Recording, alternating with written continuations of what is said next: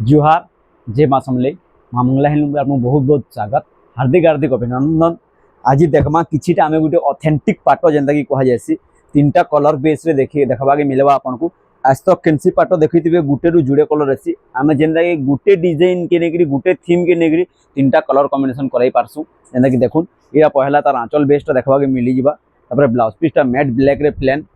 एटा आपनको red colour रो all over body आसी जिबा। आइता साड़ी ना कहमी सुप्रभा साड़ी है और इटा धानपत्री डिजाइन की नेकरी साड़ीटा तैयारी आ देखो धानपत्री डिजाइन की नेकरी साड़ी तैयारी और साड़ी ना सुप्रभा इटा उठ देखो जेंटल सिंपल सोभर और ऑफिशियली भी बहुत बढ़िया लगवा माने किसी कॉन्फ्रेंस के पिंधिकी भी जीवे बहुत ही यूनिक अच्छे और बहुत लेटेस्ट कलर कॉम्बिनेशन जेंता कि आपको of white of Chandan colour देखबा के मिलिबा नेवी ब्लू कलर कॉम्बिनेशन देखो इटा हला आपनकर आंचल